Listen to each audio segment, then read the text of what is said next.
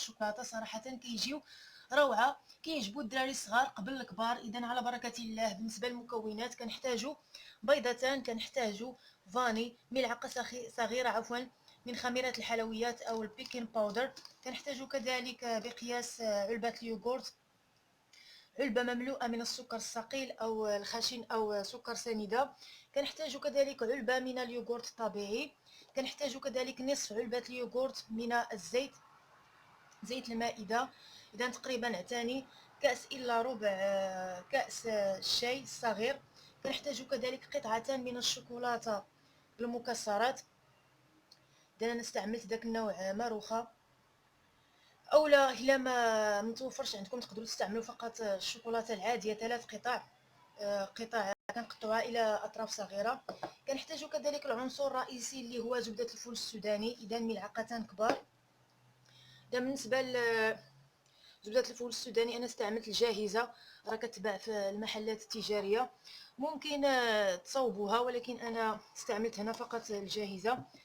بالنسبه للدقيق كنحتاجوا الدقيق حسب الخليط، وغادي نخدموا معكم كذلك بقياس كاس العنبه باش نتعرفوا على المقياس المضبوط بكاس العنبه. اذا بعد ما تعرفنا على المكونات ندوزو للطريقه ديال التحضير.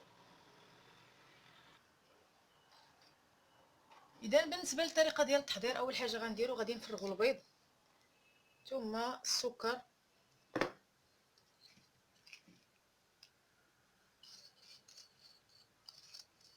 ثم سكر الفاني،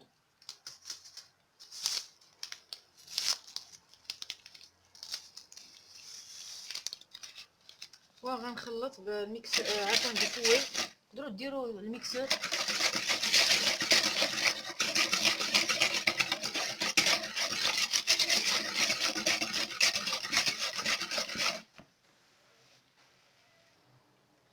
بعد ذلك غادي نزيد الزيت، ثم اليوغورت، اذا يوغورت طبيعي،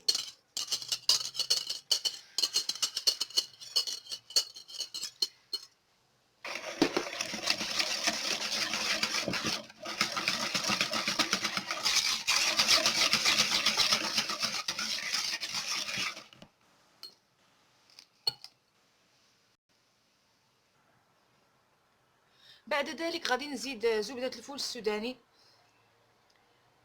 هاد الزبده هذه كتكون رائعه بنينه في المذاق، ثم غادي نعاود نخلطها حتى تجانس ليا مع جميع العناصر السابقه.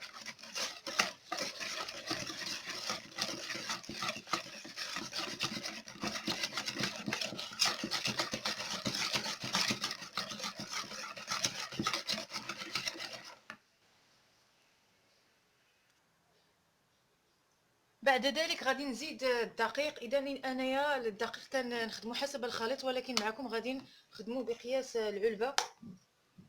اذا غندير علبه مملوءه. اذا الدقيق طبعا خصو يكون مغربل.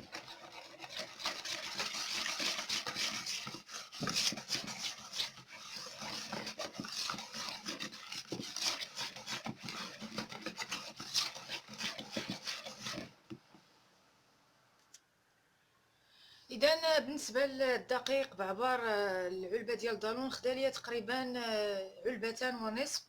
ثم في عفوا في المرحله ما قبل الاخيره غادي نزيد ملعقه صغيره من الخميره،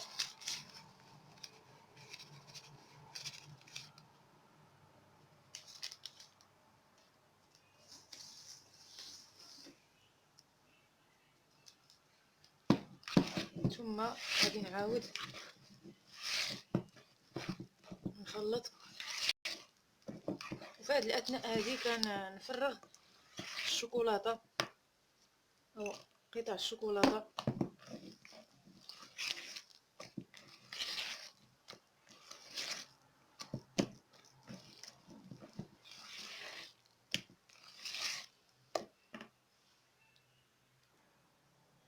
بعد ما كملت جميع مراحل تحضير الكاب كيك، دابا غادي نفرغ العجين ديالي في لي مول ديال لي كاب كيك. اذا طريقه جد بسيطه. اذا نحاول ما نعمرش المول ديالي، ندير بحساب الخميره. وكما ملحوظه راه الخليط ديال لي كاب كيك ما كيكونش جاري او ما كيكونش عفوا سائل، اذا ضروري خصو يكون عاقد شويه. اذا تقريبا ملعقه وربع.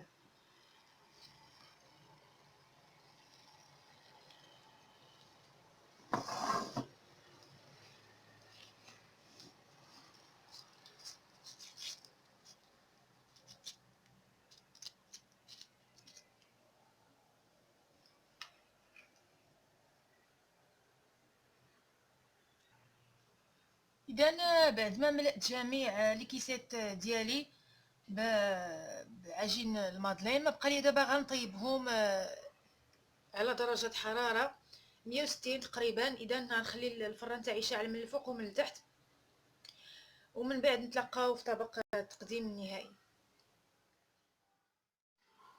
هاني رجعت لكم مشاهديا الكرام في طبق التقديم النهائي. اذا كما كتلاحظوا معايا لي مادلين تاعنا صراحه كيجيو روعه.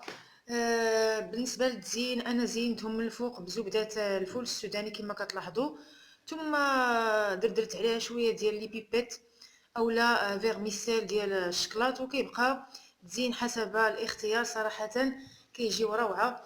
نتمنى تجربوهم، ونتمنى الوصفه ديال اليوم تكون نالت الاعجاب تاعكم. ما تنساوش ديروا لي جيم، وفي حلقه مقبله ان شاء الله نشهيوات الى متى.